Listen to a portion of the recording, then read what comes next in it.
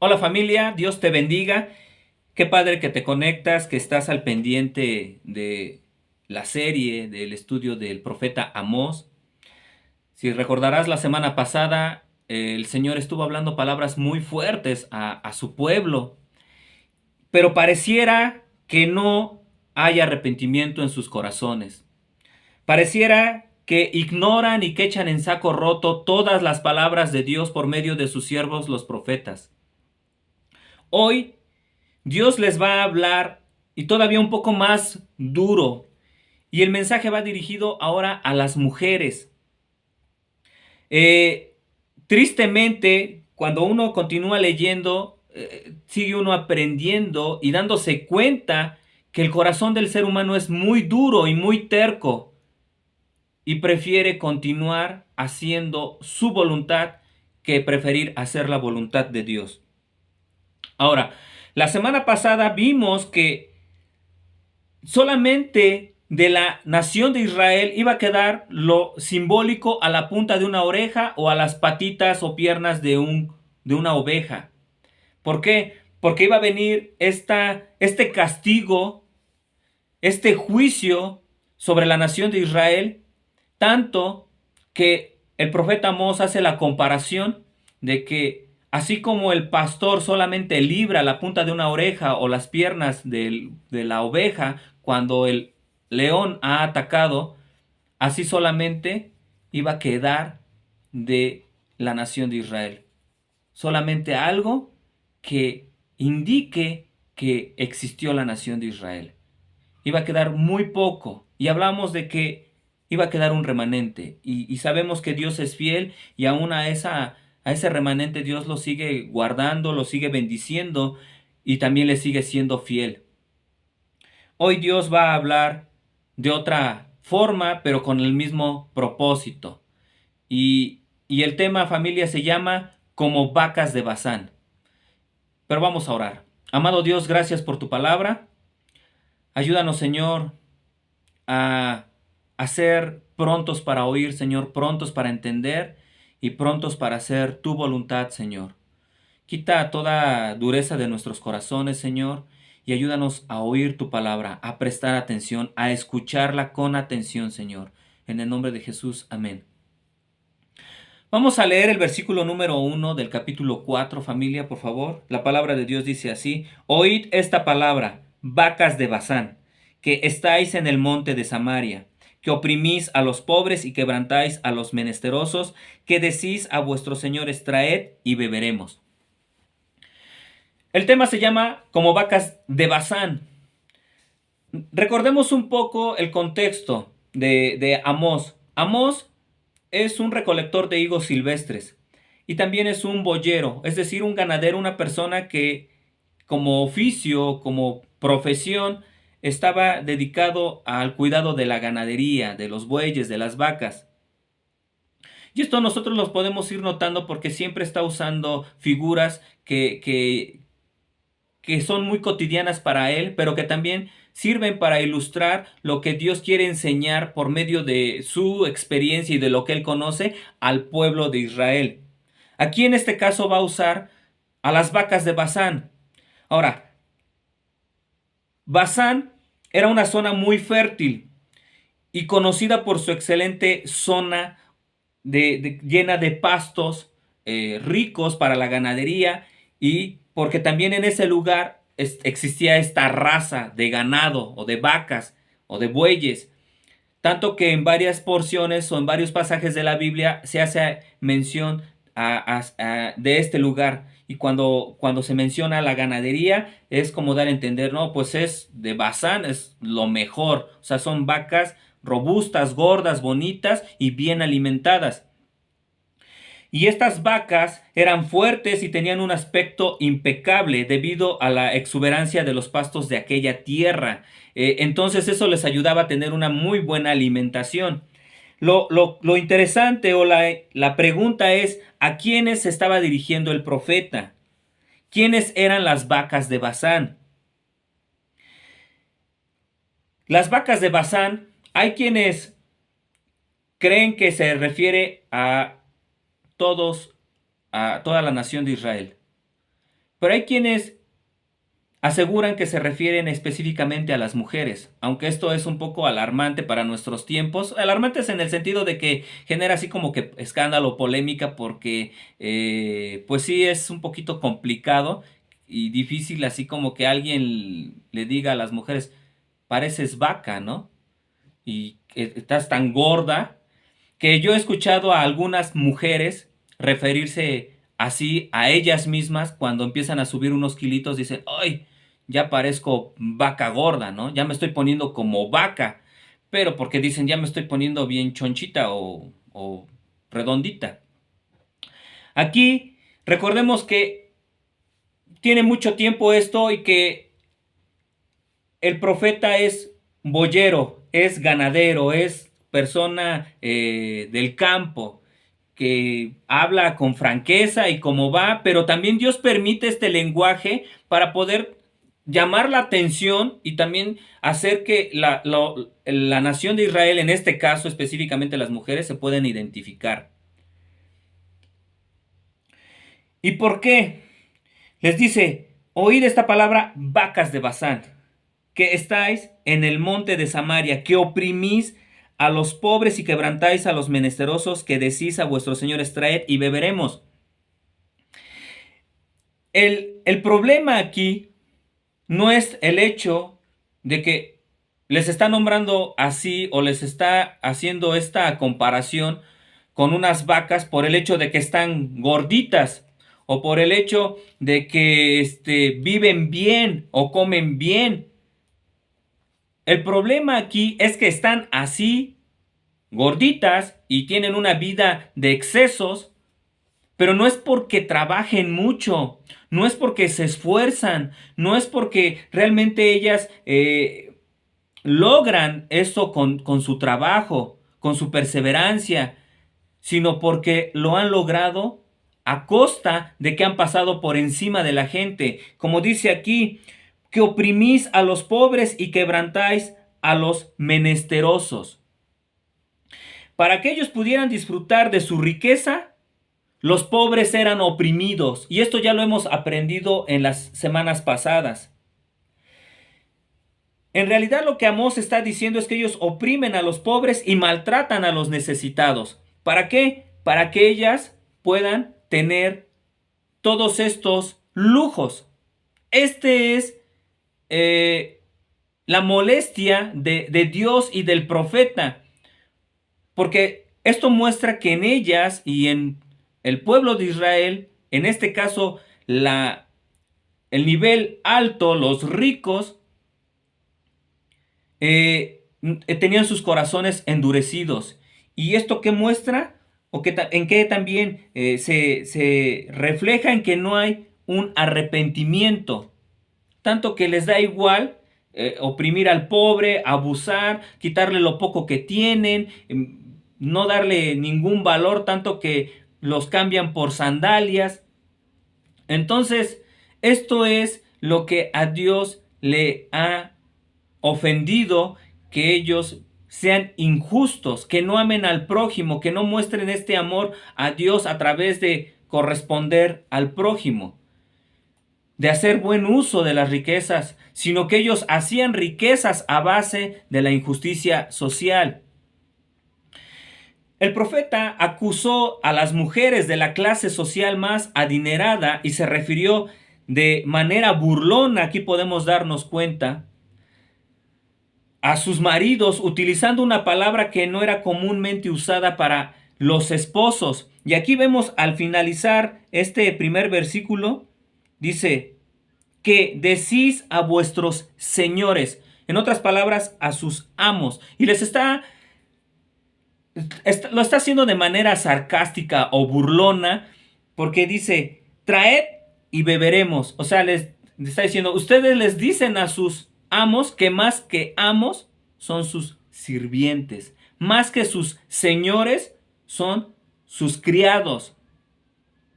Y entonces de esta manera las mujeres lograban oprimir y abusar del pobre utilizando a sus maridos. Y aquí es donde también los hombres tenemos que reaccionar, que muchas veces yo también he escuchado de comentarios donde las mujeres dicen: a mí no me importa de dónde me traiga dinero. Mientras me traiga, de donde lo saque, es lo que menos me interesa.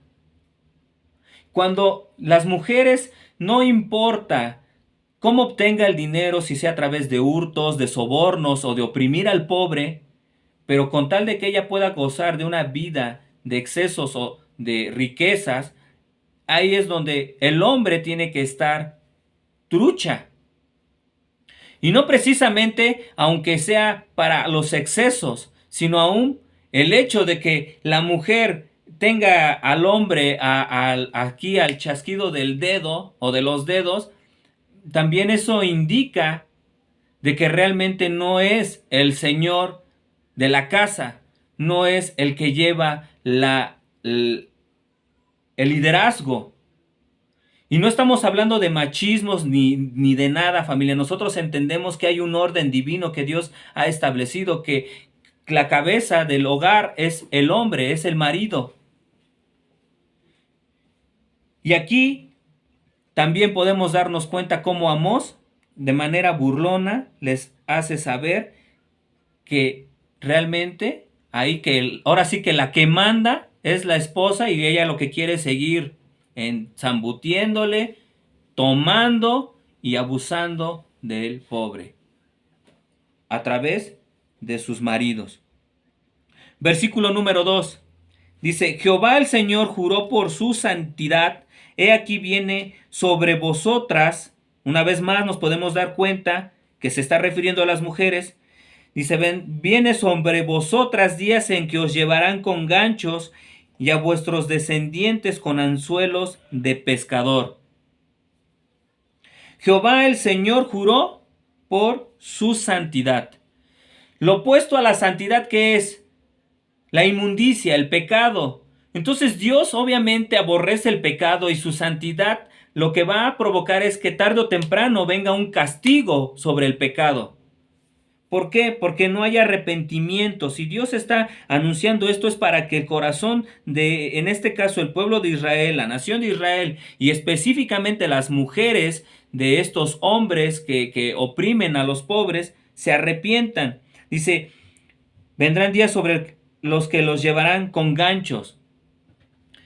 Y esto también ya lo mencionamos. Recordemos que era una forma en la que los asirios torturaban a los pueblos que tomaban cautivos y los llevaban desnudos uno tras otro y enganchados de la nariz o del labio. Esto vemos que se cumplió en el 722 antes de Cristo, cuando la nación de Asiria llegó y tomó completamente a la nación de Israel y hizo toda esta atrocidad. Pero también podemos darnos cuenta aquí cómo cuando nosotros, en lugar de preferir o buscar la santidad de nuestras vidas, obviamente estamos hablando de un pueblo que conoce a Dios y que conoce que su Dios es santo. Nosotros, como cristianos, sabemos que nuestro Dios es santo, y en lugar de buscar cada día avanzar para mejorar nuestra vida delante de Dios, como dice el apóstol Pablo en Hebreos 12, que presentemos nuestro cuerpo como un sacrificio vivo, santo, agradable delante de Él, que lo hagamos con el entendimiento, que ese sea nuestro culto, que cada día nosotros decidamos ceder nuestros miembros, nuestro cuerpo a Dios, a su obra, a su servicio, que consagremos todo nuestro ser a Él. Prefiramos el practicar el pecado. Nosotros sutilmente podemos empezar con algo que podríamos decir: esto no me va a tumbar, yo estoy firme, yo puedo rodearme de personas que fuman, que toman, que se drogan, que ven pornografía, que le son infieles a sus parejas, que roban, que mienten, y no me va a pasar nada. Pero te juntas con ellas no por el hecho de que les compartes, sino porque te late su ambiente. Tarde o temprano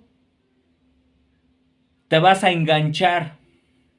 Tarde o temprano vas a quedar atrapado por ese vicio, por ese estilo de vida que predomina en tus amistades. Y con esto no quiero decir que pues ya no te juntes con nadie.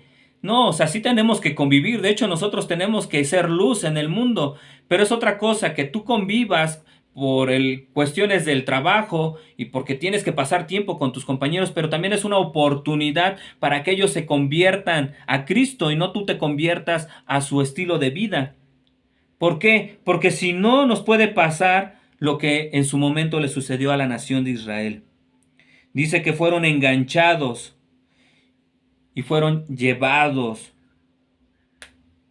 En este caso, fueron arrastrados a causa de su pecado. El pecado aparentemente te viene envuelto como algo muy atractivo, codiciable, que te seduce y que te promete placer, que te promete felicidad. Y sí, tal vez te genere un placer, pero va a ser temporal, pero después de que se te pase el efecto, te va a causar un dolor, te va a lastimar. Y si tú vuelves a reincidir, te va a destruir. Esto es lo que le sucedió a la nación de Israel. Nosotros debemos evitar, familia, engancharnos. Nosotros muchas veces no es que nos enganche. Nosotros cuando sabemos que esto nos va a destruir, pareciera que nos gusta lastimarnos a nosotros mismos. Es como si agarráramos el anzuelo y nosotros nos lo pusiéramos en el labio o en la nariz. Porque aunque sabemos que nos va a doler, nos va a destruir y que va a tener una consecuencia terrible, nos arriesgamos y decimos, va, ¿qué tanto es tantito? Y después vienen las consecuencias más terribles. Versículo 3. Y saldréis por las brechas una tras otra y seréis echadas del palacio, dice Jehová. Una vez más, escuchamos o vemos que se refiere o habla en femenino. Dice, y saldréis de las brechas una tras otra. Una vez más, usa como que esta imagen de la vaca en esta, al atravesar una brecha, pero dice, y seréis echadas del palacio. O sea, se está refiriendo una vez más a estas mujeres que gozan, que disfrutan de esta abundancia, pero obtenida de una mala manera. Repito, el problema no es el dinero, el problema no es que estés gordita o gordito, porque a lo mejor aquí el profeta se está refiriendo a las mujeres, pero apliquémosla también a nuestra vida, a nosotros los hombres.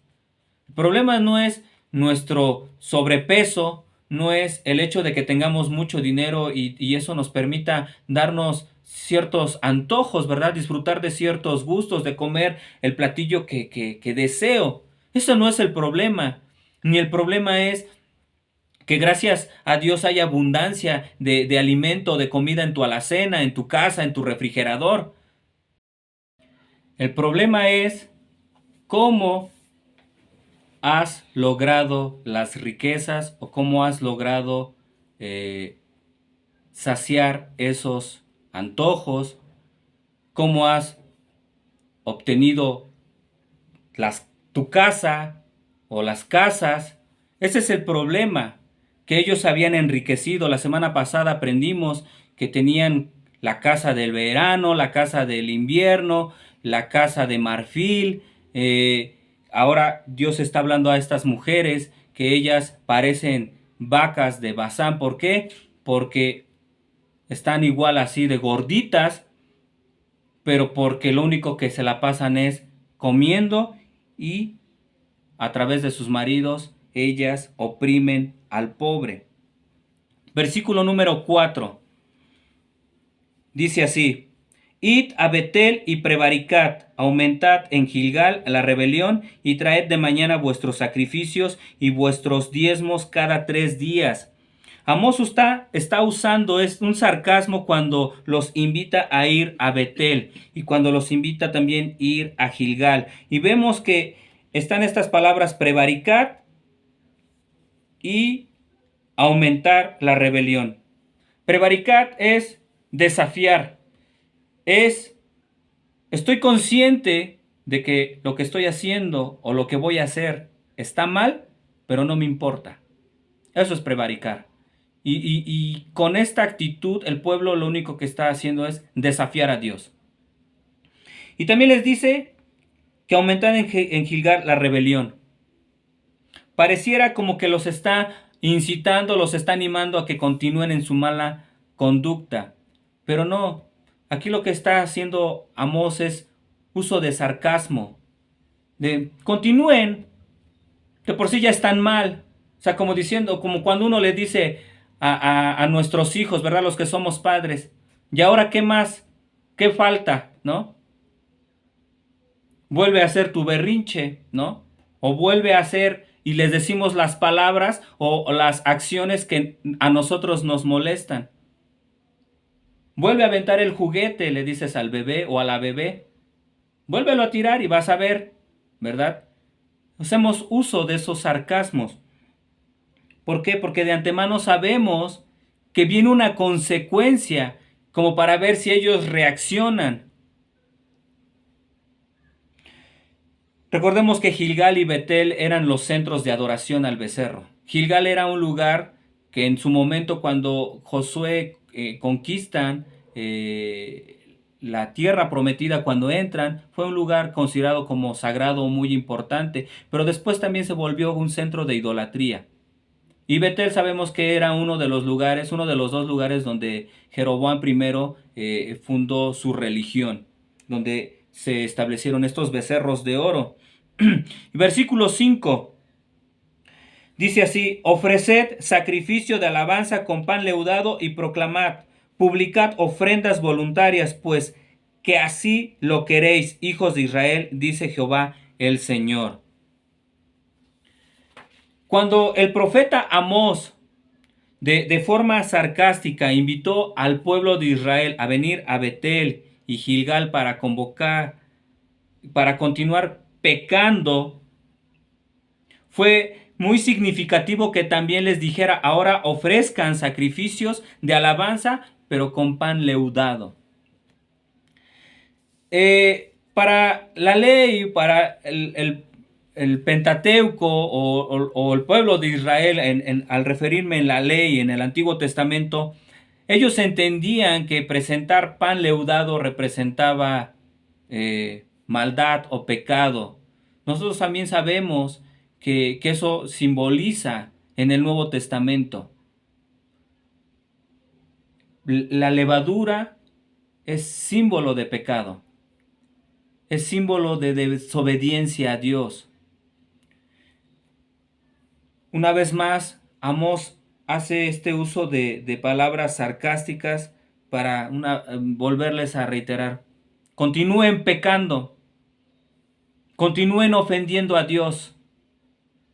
Es lo único, prácticamente, yo le agregaría así, es lo único que les falta, ¿no? ¿Pero por qué? Porque el pueblo, la nación de Israel, no se arrepentían. Y les dice: porque, pues, que así lo queréis, hijos de Israel, dice Jehová el Señor. ¿Es lo único que desean? ¿Es lo que quieren? ¿Es en lo que se placen? ¿Es en lo que se satisfacen? Haciendo el pecado, continuando haciendo el mal, desobedeciendo a Dios. Nosotros también, familia, muchas veces como parte de la iglesia, como hijos de Dios, pareciera que pudiéramos perder esa sensibilidad ante discernir una relación con Dios y una religión. No quiere decir que esté mal que vayamos cada 8 días, al contrario, Dios nos manda que no dejemos de congregarnos, que nosotros demos nuestras ofrendas y nuestros diezmos. Dios nos enseña que tenemos que asistir cada primer día de la semana para glorificar a Dios. Y siempre tiene que haber gozo en nuestro corazón y tiene que haber ese anhelo, pero no por el hecho de que se vuelva una religiosidad, sino por el hecho de por quién y para quién lo hacemos. Esa actitud de gratitud a Dios, no de descansar en mis fuerzas, no, pues yo soy mejor porque yo nunca he faltado a la iglesia, yo soy mejor porque yo no me pierdo ninguno de los videos, ninguno de los estudios, yo soy mejor porque yo soy el que más oro, el que más leo la Biblia.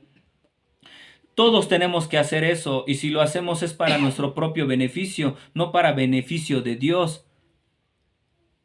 Lo único que tenemos que buscar, familia, es cuidarnos de que no vaya a ser que, aún teniendo toda la apariencia de ser buenos cristianos, verdaderamente se esté desarrollando en nosotros una vaca de Bazán, que empiece a querer abusar de las circunstancias, de las personas que están desvalidas, de las personas que están pasando por una situación difícil, y que nosotros aprovechemos esos momentos para sacar ventaja. Eso a Dios no le gusta, familia. Ni mucho menos si en algún momento que tú empieces a hacer riquezas o empieces a llegar a un nivel de prosperidad, que también tú puedas darte cuenta, está siendo a base del esfuerzo, verdaderamente de la bendición de Dios, está siendo a base del trabajo, de que también estoy dando buenos precios, estoy pagándole bien a mis trabajadores, estoy cumpliendo con mis impuestos, o es o ese dinero es porque empiezo a hacer business, porque empiezo a robar en los gramos en el producto que vendo, porque empiezo a ahorrarme una lana de aquí, otra de allá, y con eso ya empiezo a hacer mis cosas, mis casas. Ya me sobra dinero para poderme dar estos manjares, ¿no? Debemos recapacitar, debemos examinarnos, autoevaluarnos y ver si verdaderamente nosotros lo que tenemos es gracias a la bendición de Dios, en el sentido de que estamos trabajando, de que estamos haciendo las cosas honestas, de que somos transparentes, de que no robamos. No apliquemos esa frase que ocupa el mundo del que no atranza, no avanza. Nosotros tenemos que hacer las cosas bien, por la derecha. Diría mi papá, tenemos que ser derechos, o sea, tenemos que ser rectos, íntegros. Y esto nos enseña obviamente nuestro Dios a través de su palabra. Así que, familia, siempre estemos bien con Dios primeramente y bien con las personas, y procuremos extender nuestra mano con las personas que no tienen, en lugar de abusar de ellas. Amén. Vamos a orar. Amado Dios, gracias por tu palabra. Recibe toda la gloria y toda la honra en este momento, Señor, porque solo tú eres digno, Padre. Y gracias, Señor, porque hemos sido muy bendecidos por ti, Padre. Y ayúdanos, Señor, a no permitir que nuestro corazón sea duro e insensible ante la injusticia, Señor, ante las necesidades de las personas. Ayúdanos a ser más como tú, compasivo, misericordioso, y que podamos extender nuestras manos, Señor, y dar parte de lo que tú nos has dado, Señor. En el nombre de Jesús. Amén. Dios te bendiga, familia.